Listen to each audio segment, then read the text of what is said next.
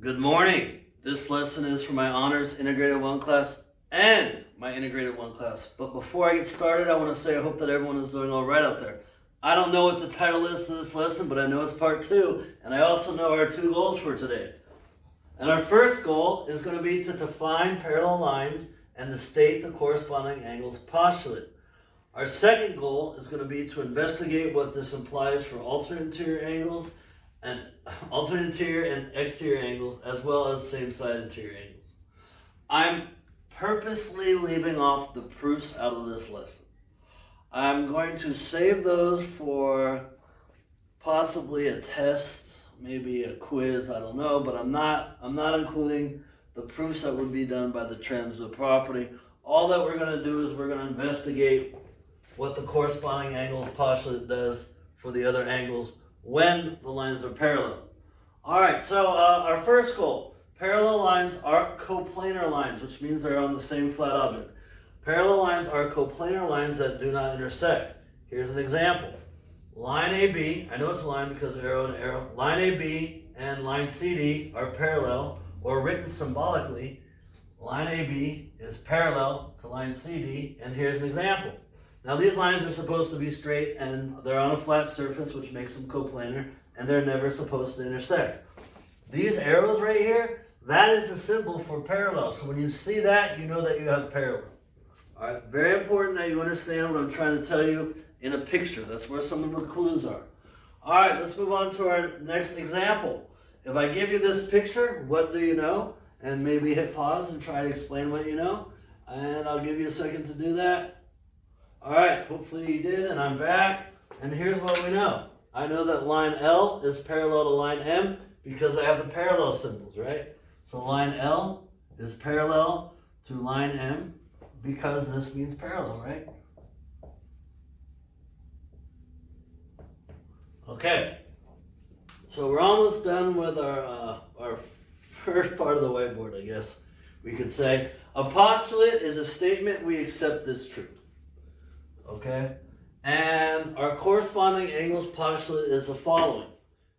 If parallel lines are intersected by a transversal, then the corresponding angle pairs are congruent. Or as a picture, I can say if, and these are parallel lines, are intersected by a transversal. If I have parallel lines intersected by a transversal, then I know that my corresponding angles, which are in the same position, my corresponding angle pairs are congruent. So if I have this, I get this. Now, I would actually like to work my way through the entire set of 4 corresponding angle pairs, and hopefully you can follow along and I can articulate what this actually means for every single pair of corresponding angles. And then once we see that, then we can fall into our second goal, and hopefully you understand what having parallel lines does for the other types of angles. So let me clear this up and I'll be back.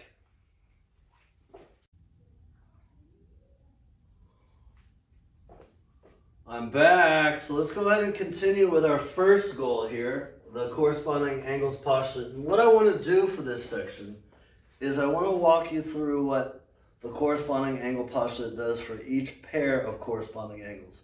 So I'm going to try and what we do call flow proof. Just step by step show you how we get to the final result, and hopefully that makes things make a little bit more sense to you. So in order to reach that goal, I need to review a couple things with you. The first thing I want to review is the transit property. So if 2 things are congruent to the same thing, then those 2 things are congruent. It also works for equal. Vertical angles, remember, they are equal. So if angles are vertical, we know they're equal. Linear pairs like this, they look like this. If I have linear pairs, I know that they're supplementary, which is a fancy way to say that they add to 180 degrees. So I'm going to be using these tools in this flow proof to show what happens to each pair of corresponding angles. Now, again, I'm not doing the 2-column proof. I'm going to save that for a test or a quiz. But I'd like to just, walk you through the process of getting to a result. So here we are, we're going to start with this. And I'm starting with parallel lines. And I'm just going to pick a pair of corresponding angles. So by the corresponding angle postulate, what I can actually say is I can say that I have a pair of congruent corresponding angles. So I could say that angle 2 is congruent to angle 6. Okay. And now I'm going to move on and I'm going to look at angle 2 and its vertical. I know that angle 2 must be congruent to angle 4 because they're vertical, right?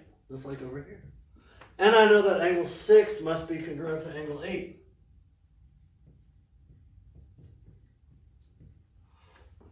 But I also know that angle 6 is congruent to angle 2. So I have transitive. I know that angle 2 is congruent to angle 4, but angle 2 is also congruent to angle 6, so that means angle 4 is congruent to angle 6. So I can now say this about my angles. I now have this. This was congruent to 6, but 2 and 4 are congruent, 6 and 8 are congruent, 6 and 8 are congruent, and 2 and 6 are congruent, so 2 and 8 are congruent. It's tongue twister, right? And angle 4 is congruent to angle 2, and angle 4, what was it? Angle 4 is also congruent to, how did I get angle 4? Angle 4 is congruent to angle 2, angle 2 is congruent to angle 6, so that means angle 4 is congruent to angle 6, but now it's also congruent to angle 8. So I have two pairs of congruent angles now. Two pairs of congruent corresponding angles. Alright, so now let's look down at the next thing here. I know that angle 2 and angle 3 add to 180.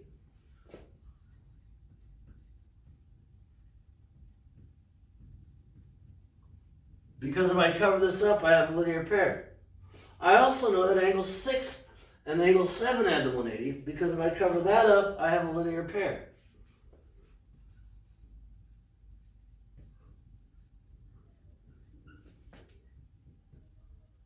Now again, the transitive property, what that tells me is that if two things add up to the same thing, then those two things must be equal. So I can say that the measure of angle 2 plus the measure of angle 3 is equal to the measure of angle 6 plus the measure of angle 7. Because both of these are equal to 180, therefore both of these are equal. But I know that angle 2 and angle 6 are the same.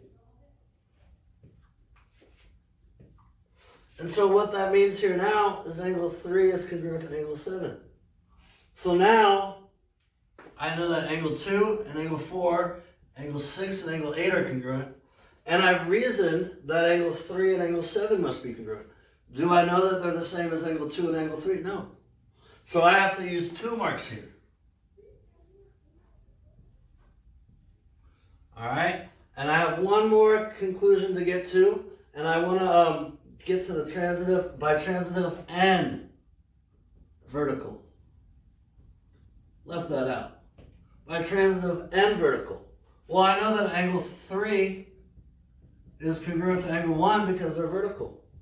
And I know that angle 7 is congruent to angle 5 because they're vertical. But angle 7 is congruent to angle 5, and angle 7 is congruent to angle 3, so angle 5 is congruent to angle 3. Angle 3 is congruent to angle 1, angle 3 is congruent to angle 7. That means that angle 7 is congruent to angle 1. So our final picture of all the pairs of congruent corresponding angles that were caused by parallel lines being intersected by a transversal. I think I said that right. Let me try it again. Our final conclusion of congruent pairs of corresponding angles, because we have parallel lines intersected by a transversal, will be the following. Angle 2, angle 4, angle 6, and angle 8 are congruent. Angle 1, angle 3, angle 5, and angle 7 are congruent. So what I want to do is I want to take this information and I want to look at what it means for alternate interior and exterior angles as well as the same side interior angles. So let me clean all of this up. You might have to watch this part over again because it's a tongue twister. Hopefully I didn't make any mistakes. I've probably made all sorts of mistakes. But let me clean this up and I'll be back. I'm back. So here we're going to start the second goal here. And let me remind you what the second goal is about. We're going to investigate what the corresponding angles postulate implies for alternate interior angles, alternate exterior angles, and same side interior angles. So remember, we created the following congruence pattern using the corresponding angles postulate. We will investigate what this means for the other angles created by a transversal. Remember, this is so important that we started with parallel lines. If we did not have parallel lines, we would not get this pattern. And all of the observations that we're going to get don't matter because it couldn't happen. We have to start with parallel lines. Remember that lesson that I gave about how an ingredient creates new mass? Well, the parallel lines, that's an ingredient. And that creates results for these things. So let's look at what this pattern means for my alternate interior angles, which are angle 4, 6, and angle 3 and 5.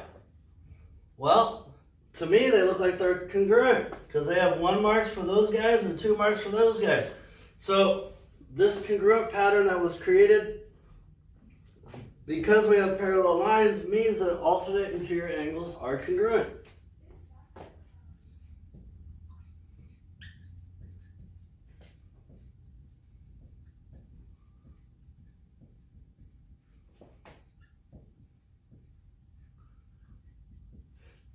So I could say angle 4 is congruent to angle 6, and I could also say that angle 3 is congruent to angle 5.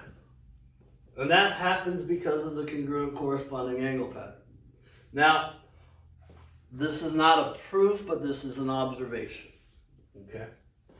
All right, well, what does starting off with parallel lines and the corresponding angle postulate mean for our alternate exterior angles, which are angles 1 and angle 7, and angle 2 and angle 8? Well, angle 1 and angle 7 have the 2 congruent marks, so they're congruent. And angle 2 and angle 8 have the 1 congruent mark, so they're congruent. So again, we're going to get congruent angles. So alternate exterior angles are congruent. And so let me write this in a little bit different order. I can say that angle 1 must be congruent to angle 7. Angle 2 must be congruent to angle 8. And what this congruent pattern implies for alternate exterior angles is they're congruent.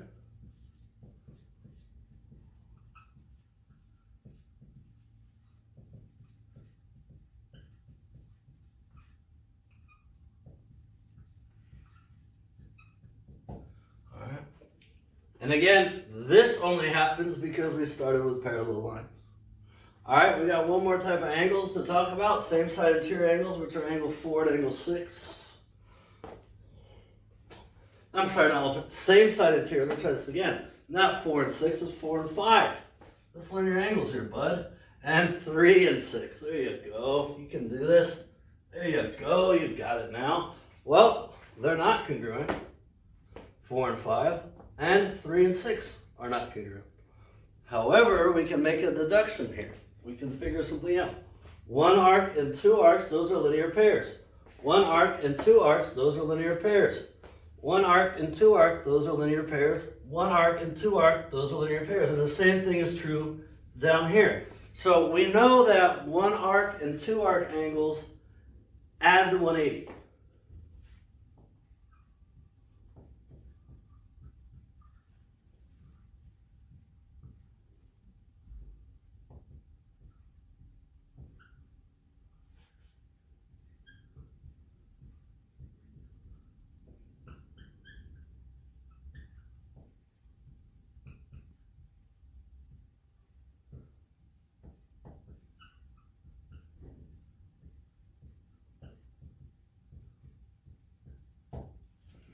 They're supplementary.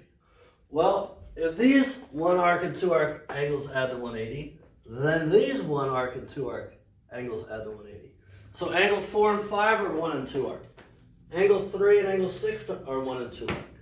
So because I have a 1 arc and a 2 arc and a 2 arc and a 1 arc, I know that they're going to add to 180. So we can conclude, or it's implied, that they are supplementary. So the result here would be the measure of angle 4 plus the measure of angle 5 is equal to 180. or 180 degrees. And I'm going to switch the order here just so things match up a little bit. And the measure of angle 6 plus the measure of angle 3, these also add to 180 or 180 degrees. They're supplementary because here are one arc.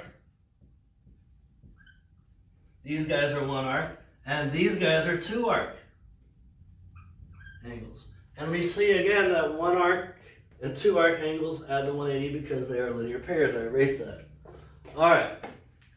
So I'd like to erase all this and summarize what this lesson was meant to, or what goal we were meant to reach here. So let me clean this up and I'll be back. I'm back for the last time, I promise.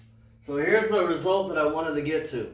If we start with parallel lines cut by a transversal, we get that corresponding angles are congruent or equal. We use this fact to determine, and this is by observation, not a proof, but by observation that alternate interior angles are congruent or equal. Alternate exterior angles are congruent and equal. And same side interior angles are supplementary, which means they add to 180.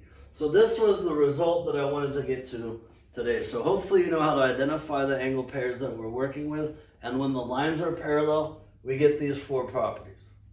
All right, let me get out of the way so you can stop it and write it down. So again, I hope everyone is doing all right out there. Have a good day, everybody. Bye-bye.